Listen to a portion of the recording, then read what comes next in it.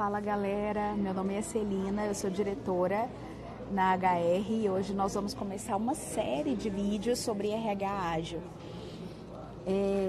Então, por favor, fique ligado porque semanalmente nós teremos aqui vídeos sobre o tema. E vamos começar do porquê, né? Por que o RH ágil? Eu sempre gosto de citar dois motivos. O primeiro motivo é porque no ágil você tem uma entrega de valor constante. Então, às vezes você roda algum projeto, faz suas tarefas do dia a dia e você tem uma entrega de valor que seu cliente quer. E aí, até você fazer todo aquele processo, às vezes demanda tempo e aí quando você chega para poder entregar a entrega de valor para o cliente, aquilo não é mais nenhuma prioridade. Então, o que o ágil faz? O ágil pega essa entrega de valor e fragmenta em pequenas outras entregas de valor. Então, durante todo o processo, você vai fazendo com o cliente entregas de valores. Então, essa é a primeira vantagem, né? No ágil você tem uma entrega de valor contínua. E a segunda vantagem é que a empresa, por estar no mercado exponencial, ela sempre tem as necessidades de mudar, de se readequar. E o RH não é diferente. Então, o RH ele tem que estimular e ele também tem que dar o exemplo e mudar também junto com a empresa. Agora vamos entender um pouco melhor sobre o que é o RH ágil. No post Mindset, abraçando o Mindset, vocês vão ter bem detalhado o conceito, de onde vem o ágil, enfim. Aqui nós vamos ter mais praticidade para a gente poder focar naquilo que realmente vai agregar valor para vocês, né? Que são os exemplos práticos, enfim. Bom, primeiro, é importante entender que o RH ágil é muito mais do que um conjunto de ferramentas. Antes de ser um conjunto de ferramentas, ele tem todo um aspecto comportamental. Então, sim, o ágil é um conjunto de ferramentas, mas primeiro ele molda o comportamento. Por quê?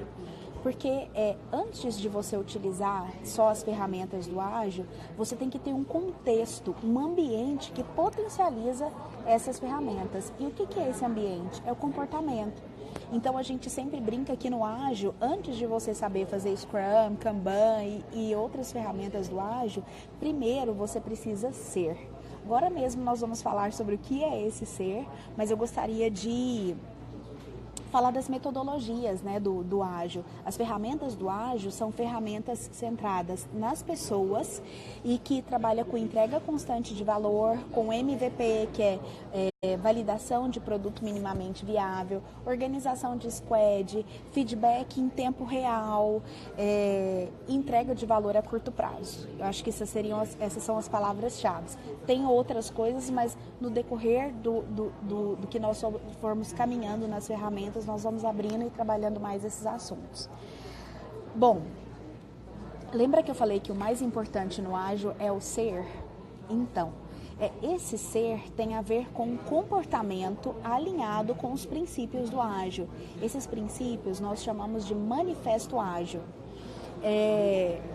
Esses manifestos são comportamentos que são, enfim, indispensáveis para você ter sucesso nas ferramentas.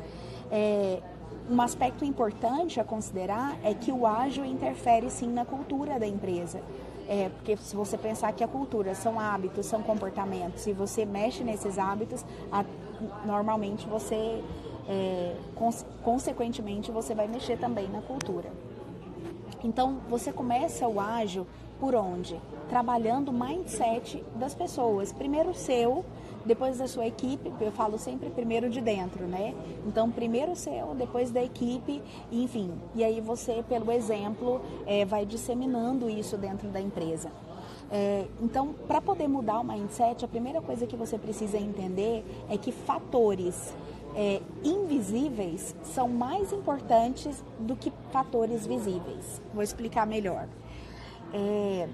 Às vezes nós damos muita importância a políticas, a procedimentos operacionais, a tarefas que nós estamos fazendo. Elas são importantes? São. Os processos têm o seu lugar, são indispensáveis. Mas no ágil, a gente entende que o mais importante é o que a gente não vê, que é o quê? O comportamento, que é a cultura, que é o ritual, o hábito das pessoas, é aquilo que elas não veem. Tem até uma frase de Peter Drucker que fala que a cultura como estratégia no café da manhã, né? E isso é muito visível no ágil, porque às vezes você pode performar muito bem nas ferramentas, mas não vai adiantar nada se você não tiver as atitudes e o comportamento desejável. Então, o que é esse conjunto de princípios, né? Que é o Manifesto Ágil? Bom, o primeiro tópico é você entender sobre redes colaborativas. O que é isso? Colaboração tem muito a ver com servir. E você precisa compreender que redes colaborativas é mais importante do que hierarquia, por exemplo. Então, como eu falei, tem muito a ver com o servir, né, as redes colaborativas. Uma dica prática é você ver se o seu comportamento tem sido colaborativo. Será que você tem um comportamento colaborativo ou mais reativo? Né? Então, às vezes, você como pessoa mesmo, eu começo falando sempre pelo líder, né, do RH, você tem um comportamento colaborativo? E a sua equipe? E os seus processos? Eles refletem isso? Eles cooperam? Ou eles burocratizam a coisa toda? Então, a primeira coisa é colaboração é muito mais importante que hierarquia dentro do ágil. E o ágil, outra dúvida que as pessoas sempre têm, ágil não significa ser rápido ou chegar primeiro. Não, ágil significa fazer melhor, ok? Então é fazer melhor e não ser mais rápido ou chegar primeiro. Então, o primeiro aspecto que eu falei é de trabalhar em colaboração, em redes colaborativas. Redes colaborativas é um assunto bem extenso, então eu acho que depois podemos até fazer um post sobre isso. Se você quiser, você pode deixar um comentário que a gente depois grava um vídeo só sobre redes colaborativas. Mas redes colaborativas e a colaboração já puxa automaticamente um outro princípio do ágil, um outro princípio do Manifesto Ágil, que é a transparência. Bom, dentro do ágil é importante entender que a transparência é mais importante que o sigilo. Por quê? Você sabe que empresas até como o Google e a Amazon, elas transmitem na live, na rede interna, na intranet deles, ao vivo, as reuniões de governança. Para quê? Para aumentar ao máximo o nível de transparência mesmo, para que todos tenham ali o mesmo DNA, a mesma visão e estejam engajados. Tem risco? Sim, tem risco, mas eles entendem que maior que o risco é o ganho que eles têm com a transparência. Existem outras práticas de transparência também, algumas até que impulsionam a alta performance. As paredes zero também, né? Ou sem paredes, todo mundo aberto no mesmo ambiente, ou paredes de vidro. Então, tudo que favorece a transparência é muito utilizado, é um dos princípios do ágil. Outra coisa importante para a gente trazer para a prática a transparência, eu gosto de trazer ela muito para a prática do RH. Porque vamos falar aqui de RH para RH. Às vezes nós temos que dar informações difíceis para as pessoas. Ou às vezes a gente não dá, mas às vezes a gente até participa. Né? Às vezes você tem que falar de um acidente, às vezes você tem que participar de uma demissão. Tem sempre processos que às vezes são mais complicados. E aí às vezes o RH fica dando uma maquiada, e às vezes não fala as coisas como realmente são. E sabe, muitas pesquisas a respeito do que as pessoas sentem. Uma vez eu estava, não lembro a fonte certinho, se eu lembrar depois eu coloco aqui para vocês. Mas eu lembro uma vez que eu estava lendo uma pesquisa sobre o sentimento das pessoas a respeito do RH. E sabe qual foi o sentimento que apareceu? Medo. E sabe que um dos motivos desse medo era porque às vezes o RH escondia informação, ou às vezes até mentia mesmo, enfim. Nem julgo mentir não, mas às vezes não falava o que realmente é, e o que as pessoas querem é a verdade, né? Então, ser mais transparente, trazendo isso para a prática, inclui principalmente essa transparência no relacionamento, né? A transparência nas políticas de remuneração. No ano de 2019 mesmo, um dos nossos clientes, a principal pauta era essa, era como comunicar e trazer mais transparência no processo do plano de cargos e salários que eles tinham implantado no ano anterior. Então, esse é um fator muito importante. Sabe, eu posso até comentar com vocês o porquê que esse é um fator urgente. A transparência é um fator urgente nos dias de hoje. Todos estão prevendo uma nova economia, né? Pelas mudanças dos negócios e pelo andamento do mercado. E há uns anos atrás, uns 4, 5 anos atrás, ou até antes mesmo, até muito antes disso,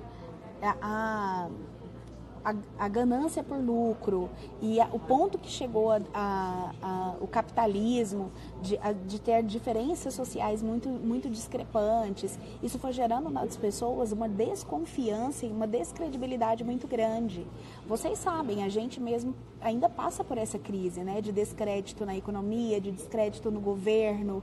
As pessoas ainda têm um certo crédito na família, né? Mas, sabe, as pessoas tiveram descrédito também das organizações. Para quê? Por causa de ganância de lucro excessivo, por causa de um monte de fatores que não vem ao caso aqui agora. E uma das formas que as empresas, e um dos recursos que as empresas utilizaram para poder conquistar a confiança novamente é a transparência. Okay? Então, a transparência é importante em todos os âmbitos. Outro fator que eu queria falar a respeito dos princípios do RH ágil é sobre inspiração e engajamento. Eu sei que a gente falava, né? Acho que não muito hoje, sobre vamos reter pessoas. E eu queria fazer uma pergunta. Será que se nós aplicássemos a mesma energia que a gente aplica às vezes para poder ficar fazendo projetos de retenção, em projetos de engajamento e de inspirar pessoas, será que nós não teríamos um resultado diferente? Será que nós precisaríamos mesmo ficarmos preocupados com retenção? Então, é claro, retenção tem sim o seu lugar, mas dentro do ágil, inspirar as pessoas. Inspirar inclui dar o exemplo, ser o modelo. Então, inspirar pessoas e engajar as pessoas é muito mais prioritário. Ok? E o penúltimo aspecto que eu gostaria de citar é sobre a motivação intrínseca. O que é isso? Dentro do RH ágil, a gente entende que, sim, as políticas de recompensa, de remuneração extrínsecas, de premiação, elas são importantes. Mas tão importante quanto isso é você agregar ao colaborador um propósito transformador. E aí, você tem na empresa um propósito transformador e aí você vai conectar isso com o propósito das pessoas. Para que você faz isso? Para trabalhar a motivação intrínseca, a motivação de cada um de estar no trabalho, de ser o propósito. Né? Então, dentro do RH ágil, tão importante quanto ter esses benefícios extrínsecos é trabalhar também a motivação intrínseca, ou seja, estar diariamente fomentando o propósito, alimentando o propósito, enfim. Para finalizar esse vídeo, eu gostaria de dar um exemplo para vocês. Uma vez eu estava internada no hospital e eu lembro que a pessoa de serviços gerais, ela entrou no quarto onde eu estava e eu vi que ela pegava o lixo hospitalar, né? Tem que ter todo um cuidado, mas ela tinha um cuidado diferente. E aí eu falei, você não acha ruim trabalhar com lixo hospitalar, pegar lixo, fazer essas coisas? Ela olhou para mim e falou assim, não, você que não entendeu, eu estou salvando vidas. Se eu não tiver cuidado com isso aqui, você pode pegar uma infecção e falecer, virar óbito. E eu falei assim, me explica, lógico que eu entendi que o hospital tinha um bom trabalho de alinhamento de propósitos, né? Mas eu pedi para ela me explicar mais sobre isso e o que ela falou foi a respeito do propósito dela junto com o propósito do hospital. Então, o propósito, ele agrega um valor diferente ao trabalho, ele inspira, ele engaja.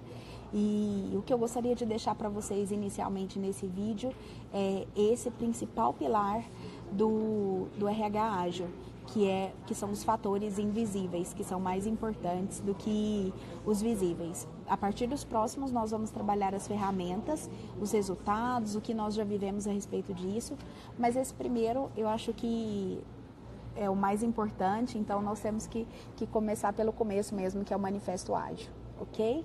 Obrigada pela atenção, um abraço, pessoal.